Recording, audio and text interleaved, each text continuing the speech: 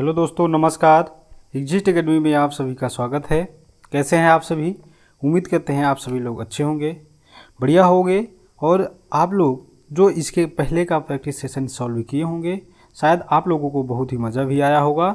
आइए उसी की श्रृंखला में आज हम नेक्स्ट सेशन लेकर के आए हैं और उस सेशन में अगला प्रैक्टिस सेट होगा। और इस प्रैक्टिस सेशन का नाम क्या है? T20 series. T20 सीरीज की नाम से आज हम तीसरा प्रैक्टिस सेट लेकर के आए हैं। तो चलिए दोस्तों, देरी न करते हुए तैयार हो जाइए। पहला क्वेश्चन समझते हैं। पहला क्वेश्चन लिखा हुआ है, किस संधि में या रा लावा होता है, या किस संधि में या रा लावा का प्रयोग किया जाता है। तो सबसे पहली बात को ध्यान देना है कि संधि होती क्या है। तो सबसे पहले यह ध्यान देना है कि संधि का अर्थ होता है मेल। क्या होता है? मेल। जब दो निकटवर्ती वर्ण मिलते हैं तो उससे जो उत्पन्न विकार होता है उसे ही हम संधि कहते हैं। संधि तीन प्रकार की होती है। कौन सी? एक आपका स्वर संधि, एक आपका व्यंजन, तीसरा आपका क्या? विसर्ग संधि। क्या होती है? विसर्ग संधि। इसी तरीके से जब स्वर संधि की बात करेंगे तो स्वर संधि के भी 5 भेद होते हैं। और वो 5 भेद कौन से होते हैं, आइए उसको देखते हैं।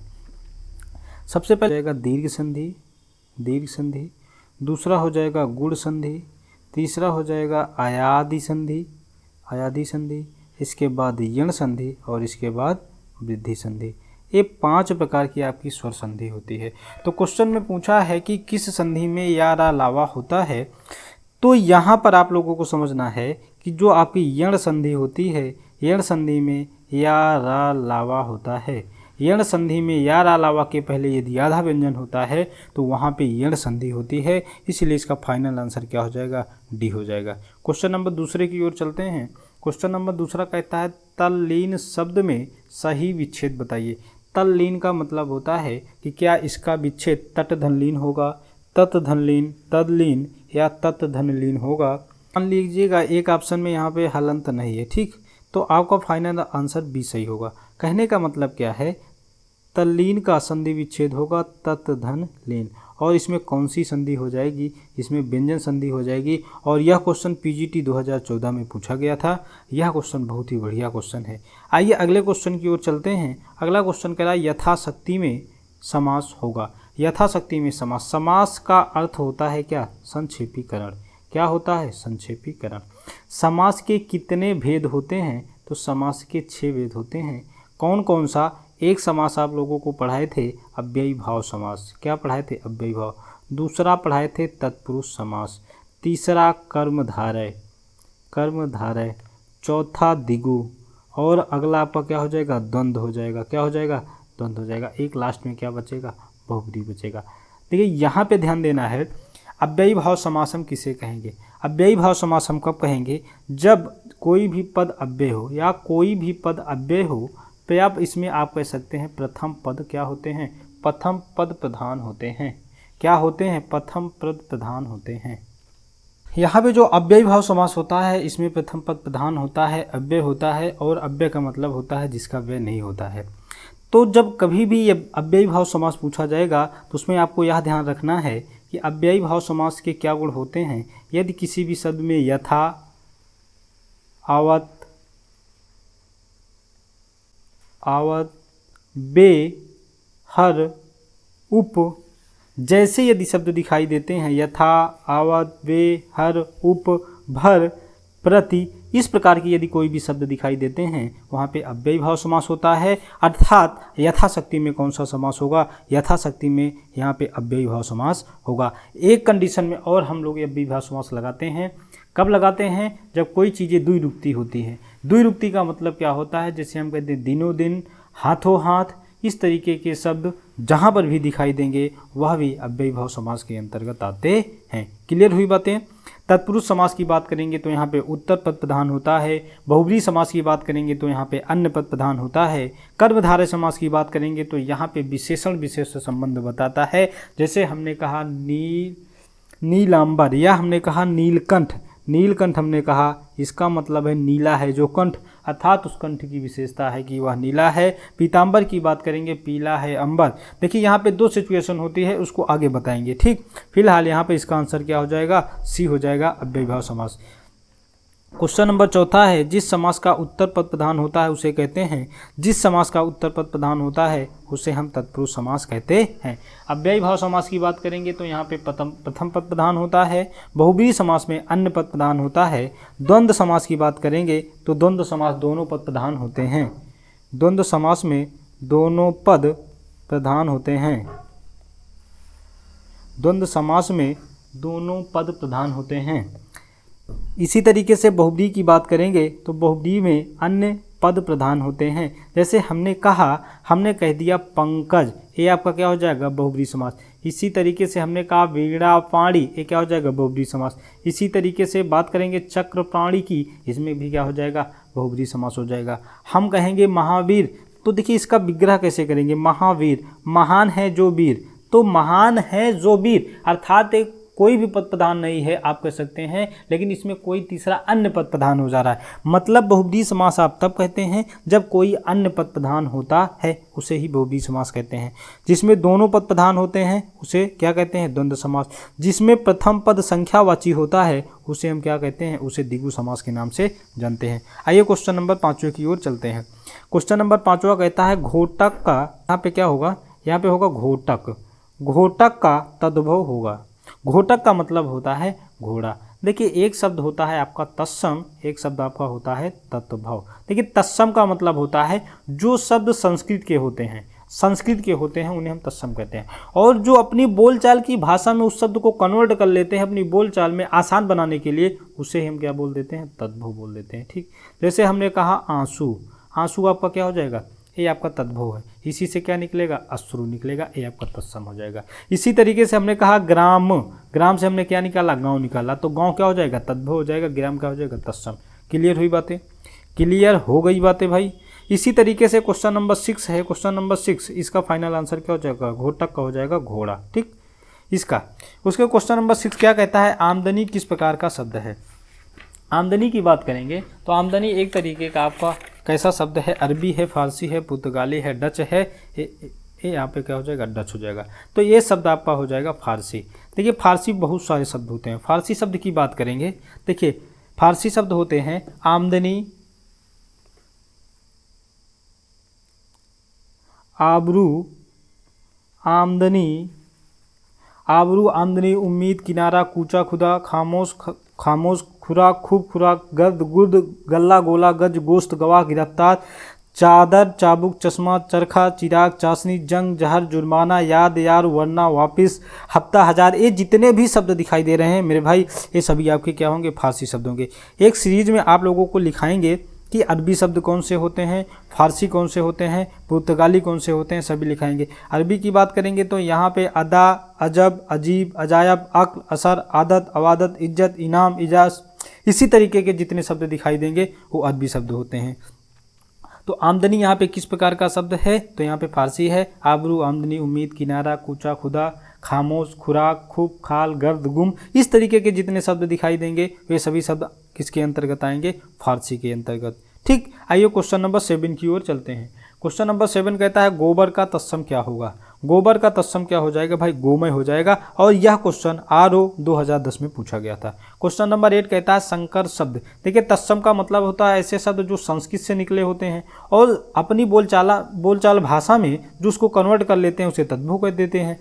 तो दो भाषाओं के शब्दों से मिलकर बना शब्द क्या कहलाता है, संकर शब्द कहलाता है। इसी तरीके से क्वेश्चन नंबर 9 की ओर चलते हैं। अनिवार्य का विलोम शब्द क्या होगा, तो अनिवार्य का विलोम शब्द ऐच्छिक होता है, जो UPPCS 2016 में पूछा गया था। इसी तरीके से अगला क्वेश्चन है कंजूसी से धन व्यय करने वाला वाक्यांश के लिए एक शब्द क्या होगा, क्या मितव्ययी होगा, अल्पव्ययी होगा, मसृण होगा या कृपण होगा। इसका फाइनल आंसर कृपण होगा, और यह लेखपाल 2015 के फर्स्ट शिफ्ट में पूछा गया था। आइए क्वेश्चन नंबर 11 की ओर चलते हैं। आंखों के सामने घटित घटना पर विश्वास तो करना ही पड़ेगा। क्या इसका वाक्यांश के लिए एक शब्द क्या होगा, प्रत्यक्ष होगा, परिका, प्रवृत्ता या प्रत्येक होगा। इसका आंसर क्या होगा, प्रत्येक होगा। UPSI, ये आपका क्वेश्चन UPSI 2000 में पूछा गया था, सन 2000 में पूछा गया था। ठीक। क्वेश्चन नंबर 12, निम्न में से सर्वनाम शब्द हैं, क्या नींद है, रोग है, सफाई है, कौन है, तो ये कौन आपका क्या हो जाएगा, सर्वनाम हो जाएगा। और यह क्वेश्चन आपका वीडियो 2010 में पूछा गया था। सर्वनाम भाई साहब क्या होते हैं, तो सर्वनाम की बात करेंगे तो सर्वनाम होता है सबका नाम। क्या होता है, सबका नाम। यहाँ से सबके नाम से मतलब नहीं है, संज्ञा के बदले जो प्रयोग किए जाते हैं, संज्ञा के बदले कौन प्रयोग किए जाते हैं, सर्वनाम प्रयोग किए जाते हैं। सर्वनाम के कितने भेद होते हैं, 6 भेद होते हैं। कौन कौन से, पुरुषवाचक सर्वनाम, निश्चयवाचक सर्वनाम, अनिश्चयवाचक सर्वनाम, निजवाचक सर्वनाम, संबंधवाचक सर्वनाम और प्रश्नवाचक सर्वनाम। ये 6 प्रकार के सर्वनाम होते हैं। लेकिन क्वेश्चन पूछ ले कि मूल सर्वनाम की संख्या कितनी होती है, तो हिंदी में मूल सर्वनाम की संख्या कितनी होती है, 11 होती है। कौन कौन होते हैं इसको लिख लीजिएगा, क्वेश्चन पूछे जाते हैं। लिखेगा मैं, हम, आप, यह, वह, कौन, क्या, कोई, कुछ, जो, सो। देखिए 1 2 3 4 5 6 7 8 9 10 और 11, ये मूल सर्वनाम की संख्या कितना है भाई साहब, ये मूल सर्वनाम की संख्या 11 है। ध्यान रखिएगा, क्वेश्चन पूछेगा सर्वनाम के कितने भेद होते हैं, तो आपको बताना है 6, लेकिन सर्वनाम की संख्या कितनी होती है तो कितना बताना है, 11। मैं, हम, आप, यह, वह, कौन, क्या, कोई, कुछ, जो, सो। ठीक। इसके बाद क्वेश्चन नंबर 13 कहता है वह आप ही चला गया, मतलब वह अपने आप ही चला गया, इसमें कौन सा सर्वनाम होगा। और यह क्वेश्चन वीडियो 2018 में पूछा गया था। क्या इसमें पुरुषवाचक सर्वनाम होगा, क्या निश्चयवाचक सर्वनाम होगा, क्या निजवाचक सर्वनाम होगा या प्रश्नवाचक सर्वनाम। एक बात ध्यान रखिएगा, पुरुषवाचक सर्वनाम में 3 होते हैं, एक होता है उत्तम पुरुष, एक होता है मध्यम पुरुष, एक होता है अन्य पुरुष। ठीक।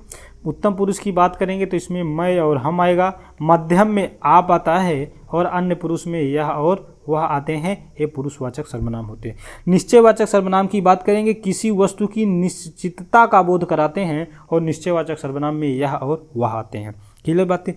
निजवाचक सर्वनाम की बात करेंगे तो जहाँ पे कोई व्यक्ति अपना काम स्वयं या खुद करता है, स्वयं, आप या खुद करता है, इस प्रकार के सर्वनाम को हम क्या कहते हैं, इस प्रकार के सर्वनाम को हम निजवाचक।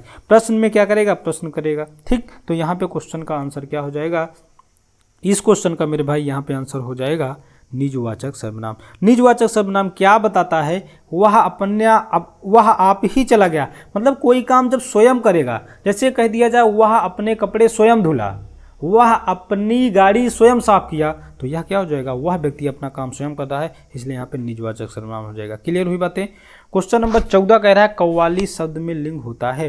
कव्वाली शब्द में कौन सा लिंग होगा, स्त्रीलिंग होगा या पुल्लिंग होगा। देखिए एक बात को ध्यान रखिएगा, कभी भी जब इस प्रकार का लिंग से रिलेटेड कोई क्वेश्चन आएगा मेरे भाई, तो इस प्रकार के क्वेश्चन को कैसे करेंगे इसको देखिएगा। देखिए जो शब्द दिया रहेगा उसी शब्द के साथ हम क्या करेंगे, एक वाक्य बनाएंगे और एक वाक्य में देखेंगे कि कौन सा सबसे सटीक बन रहा है। हमने कहा कव्वाली गाया जाता है या कव्वाली गाई जाती है, या आप ऐसे कह सकते हैं कव्वाली अच्छा लगता है या कव्वाली अच्छी लगती है। तो जो इसमें सबसे सटीक पढ़ने में जो सेंटेंस आपको अटपटा नहीं लगेगा, इस प्रकार के शब्द से हम डिसाइड करेंगे कि यह शब्द स्त्रीलिंग होगा या पुल्लिंग होगा। तो यहाँ पे देखिएगा कव्वाली अच्छा लगता है, ज़्यादा अच्छा लग रहा है, या कव्वाली अच्छी लगती है, तो यहाँ पे कव्वाली अच्छी लगती है। या कव्वाली गाया जाता है या कव्वाली गाई जाती है, तो कव्वाली गाई जाती है, तो गाई जाती है यहाँ पे क्या होगा, स्त्रीलिंग होगा, इसलिए इस वाक्य में क्या लगा देंगे, स्त्रीलिंग लगा देंगे। कोई भी शब्द मेरे भाई अगर पूछा जाएगा स्त्रीलिंग में, तो उसके साथ आप वाक्य बना लीजिए। कैसा वाक्य, एक स्त्रीलिंग बनाएंगे, एक पुल्लिंग, और दोनों में उस वाक्य को पढ़ने में जो सबसे सुंदर लगेगा वही आपको स्त्रीलिंग पुल्लिंग बता देगा। क्लियर हुई बातें। क्वेश्चन नंबर देखिए 15, इसी तरीके का एक क्वेश्चन हम और रखे हैं ताकि आप लोग अच्छे से सीख पाएँ। कह रहा है बुढ़ापा शब्द में लिंग होगा। देखिए बुढ़ापा शब्द में कौन सा लिंग होगा, सबसे पहली बात तो समझना है बुढ़ापा में संज्ञा कौन सी होगी, इसका आंसर आपको कमेंट बॉक्स में देना है। ठीक। बुढ़ापा शब्द में लिंग कैसा होगा, देखिए एक वाक्य बनाइए बुढ़ापा आया और एक वाक्य आप बनाइए बुढ़ापा आई, तो दोनों में पढ़ने में सबसे अच्छा कौन लग रहा है, बुढ़ापा आया या बुढ़ापा आई। तो सबसे अच्छा लग रहा है कि बुढ़ापा आया, और आया क्या है, पुल्लिंग है, अर्थात यह बुढ़ापा शब्द आपका क्या हो जाएगा, पुल्लिंग हो जाएगा। किसी को कोई दिक्कत है भाई, किसी को कोई दिक्कत है, किसी को कोई दिक्कत नहीं होगी। यह बातें आप लोगों को समझ में आ रही है तो एक बार इस चैनल को जरूर शेयर करें, एक बार लाइक करें, कमेंट जरूर करें। ओके, इसके बाद चलिए क्वेश्चन नंबर 16 की ओर चलते हैं। क्वेश्चन नंबर 16 क्या कहता है? क्वेश्चन नंबर 16 कहता है प्रजा शब्द में प्रयुक्त वचन है। प्रजा शब्द में प्रयुक्त वचन है। कहने का मतलब क्या है कि जो प्रजा शब्द है एक कैसा शब्द है, एक वचन है या बहुवचन है या इनमें से कोई नहीं, तो यह क्वेश्चन क्या हो जाएगा? बहुवचन हो जाएगा। क्लियर हुई बातें? अगले क्वेश्चन की ओर चलते हैं। वर्षा शब्द में प्रयुक्त वचन होगा, तो वर्षा शब्द में एक वचन होगा, बहुवचन होगा या इनमें से कोई नहीं होगा, तो यहाँ पे वर्षा शब्द में एक वचन होगा। आइए दोनों बातों को समझ लेते हैं। कुछ ऐसे शब्द होते हैं जो हमेशा बहुवचन होते हैं, कुछ ऐसे शब्द होते हैं जो हमेशा एक वचन में प्रयोग किए जाते हैं। तो सबसे पहले यहाँ पे ध्यान रखिएगा, क्रोध, क्षमा, छाया, प्रेम, जल, जनता, हवा, वर्षा, दूध, आग, पानी, ये जितने भी शब्द दिखाई दे रहे हैं मेरे भाई, ये सभी शब्द नित्य एक वचन में प्रयोग किए जाते हैं। इसलिए क्वेश्चन में वर्षा क्या हो जाएगा? वर्षा एक वचन हो जाएगा। इसी तरीके से बहुवचन की बात करते हैं तो बहुवचन में हो जाएगा आंसू, अक्षत, रोम, केश, होश, हस्ताक्षर, दाम, दर्शक, दर्शन, प्राण, प्रजा, ये जितने भी शब्द दिखाई दे रहे हैं मेरे भाई, ये सभी शब्द किस में प्रयोग किए जाते हैं? हमेशा बहुवचन में प्रयोग किए जाते हैं। क्लियर हुई बातें?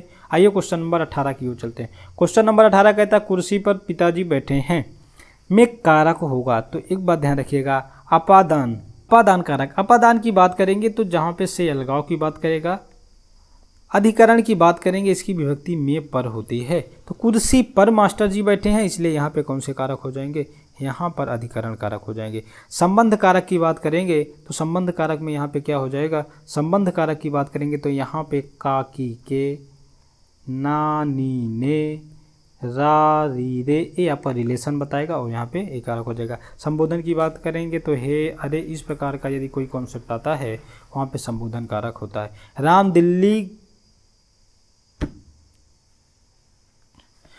दिल्ली का चला, घर आकर रुका में कारक होगा। इसका मतलब क्या है? अपादान, कर्ता, कर्म, संबोधन, यहाँ पे अपादान कारक होगा क्योंकि राम दिल्ली से चल करके घर आकर रुका हुआ है। इसका मतलब इन दोनों के बीच में डिस्टेंस बनी, इसका मतलब क्या बन गया? अलगाव बन गया। ठीक। कर्ता कारक की बात करेंगे तो कर्ता ने, कर्म को, संबोधन की बात करेंगे हे, अरे, यदि इस प्रकार के कोई कॉन्सेप्ट आते हैं तो एक कारक हो जाते हैं। क्वेश्चन नंबर 20 कहता है शिक्षक के वास्ते चाय लाओ में कारक होगा। शिक्षक के वास्ते, वास्ते का मतलब है के लिए। और संपदान कारक की विभक्ति क्या होती है? संपदान कारक की विभक्ति होती है के लिए। मतलब आप यदि किसी के वास्ते काम कर रहे हैं तो वहाँ पे क्या हो जाएगा? वहाँ पे संपदान कारक होता है। अर्थात शिक्षक के लिए चाय लाओ, माता जी के लिए फल ले आओ, माता जी के लिए खाने को ले आओ, कुछ भी संपदान कारक की विभक्ति के लिए दर्शाती है। इसलिए यहाँ पे कौन सा कारक होगा? संपदान कारक होगा। मेरे हिसाब से मेरे भाई यह प्रैक्टिस सेशन आप लोगों को बहुत ही बढ़िया लगा होगा। यह बातें आप लोगों को अच्छी लगी हों तो चैनल को ज़रूर शेयर करें, सब्सक्राइब करें, ताकि आप जैसे जितने भी वनडे एग्ज़ाम की तैयारी कर रहे स्टूडेंट्स हैं सभी को इस तरीके की अच्छी वीडियो देखने को मिले। और आप लोग ऐसे सहयोग करते रहेंगे तो इसी तरीके का इंपॉर्टेंट वीडियो हम लोग लाते रहेंगे। और हाँ, इसमें आप ध्यान रखिएगा, यहाँ पे जो यूपीपी री एग्ज़ाम चल रहा है इसकी अभी डेट अनाउंस नहीं हुई है। इसके प्रैक्टिस सेशन में हिंदी का प्रैक्टिस सेशन आप लोगों को मिल ही रहा है। इसी तरीके से अनुज सर की आपकी यूपीजीएस की स्पेशल क्लास चल रही है। नेक्स्ट वीक से आपको एक और क्लास चलना स्टार्ट हो जाएगी। नेक्स्ट वीक से एक आपकी और क्लास चलना स्टार्ट हो जाएगी, वह होगी अशोक सर की जियोग्राफी। क्या होगी? अशोक सर की जियोग्राफी। इसी तरीके से अनुज सर की मैथ चल ही रही है और राजेश सर की करंट अफेयर भी बढ़िया तरीके से चल रही है। कहने का मतलब यह है कि आप सभी लोगों को उत्तर प्रदेश पुलिस री एग्ज़ाम या अदर वनडे एग्ज़ाम के लिए यदि किसी प्रकार की कोई दिक्कतें हैं तो आप कमेंट सेक्शन में बताएं। हमारे हिसाब से एग्जिस्ट एकेडमी के यूट्यूब चैनल पर सभी क्लासें फ्री ऑफ कॉस्ट अवेलेबल हैं, आप वहां से चीज़ों को देख सकते हैं। और हाँ, निश्चित ही हर एग्जामों में क्वेश्चन पूछे जाने की पॉसिबिलिटी है, और जितने भी क्वेश्चन रखे जा रहे हैं मैक्सिमम क्वेश्चन प्रीवियस ईयर को ध्यान में रखते हुए रखे जा रहे हैं। आई होप कि आप लोगों को यह सेशन बहुत ही बढ़िया तरीके से समझ में आया होगा। चैनल को लाइक करें, शेयर करें और सब्सक्राइब करें। धन्यवाद।